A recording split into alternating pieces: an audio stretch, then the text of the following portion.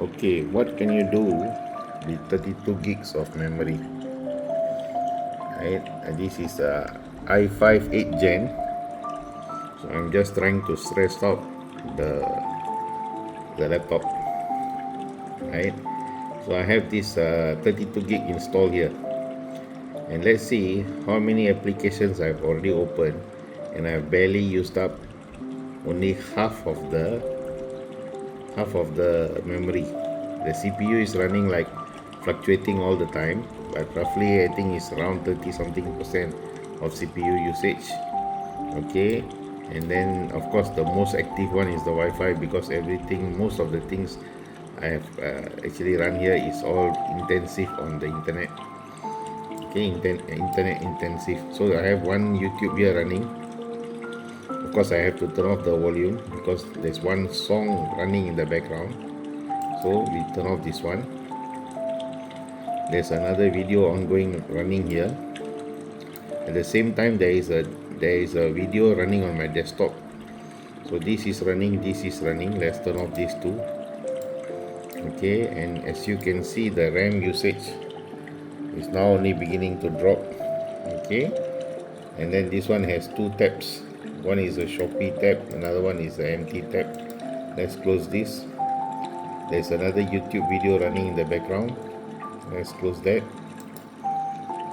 There is this Microsoft Edge open here. Let's close that. There is a video running here. There's a video running there. Let's Then there are so many tabs here, so let's close one by one. Okay, and now you can see the RAM is only coming down to about 14. So we actually find it very difficult to even end up using more than 16 gigs of RAM. Okay, so 16 is maximum that you can actually, whatever you want to do, you probably will never go over 16, right? And this is all the videos are running simultaneously. Okay, so that was the one that actually provided the sound. There is one more tab here. There is one more tab here running also. There's one more tab here running. There's one more tab here running. And now you can see the memory usage is now down to 12. So let's close this. Okay, we are done. But actually we got one Excel open here, one PowerPoint open here, one photo application but no photos open here. Okay, and then that's about it. I think we have closed all of it. So now the RAM usage actually drops down. Okay, now I actually have something else running in the background. There is a temperature measurement. Okay, temperature measurement. So the maximum after we load up everything is only 60 degrees, and this is not a sustained number. This is the max that it go. This is the mean that it went.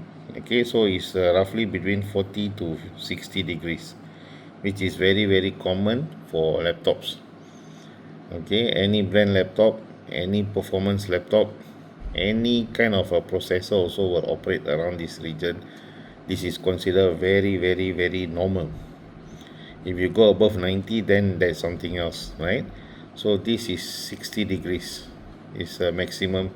But now after we turn off everything, it is cooling down back to about 40 something degrees, right? This is just slightly warmer than your body. Okay, your body is about 37, so this is about 40, 42, 43. So this is very normal. And let's turn off this one. And then I have of course the task manager running at the background.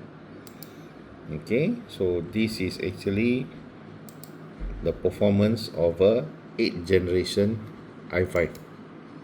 Okay, the only thing that will stress out, not the RAM, but the CPU maximum, regardless of what CPU you have, is probably you are running a scan, Microsoft Defender. If you run a Microsoft Defender virus scan, then it loads up the CPU maximum. Okay, you can see here the CPU is here. So you are running a virus scan. Let's see what is the CPU usage. Let's put it here, up there, and let the virus scan run here. Let's drag this one down. Okay, we can take a look. Even now the CPU is not being stressed out, the RAM is also not being stressed out.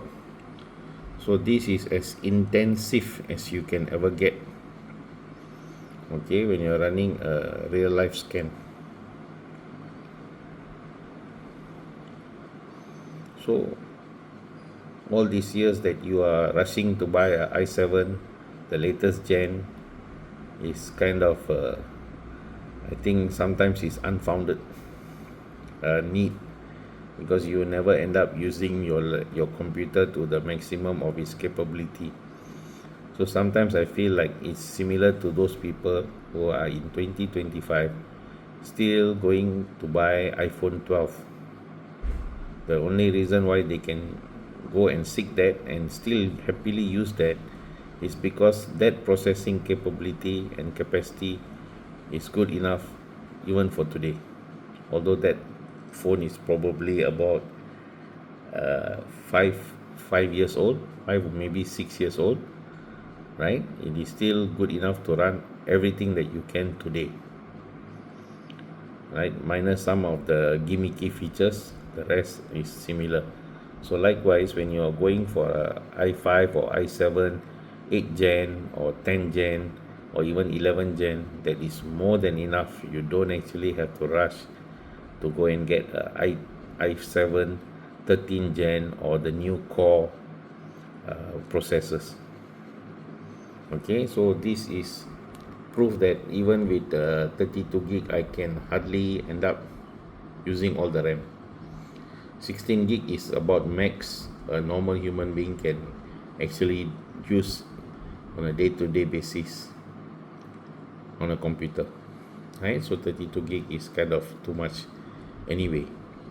So I don't understand why some people need more than 32 gig, unless of course you're doing a lot of multitasking. I do have a few laptops with 32 gig.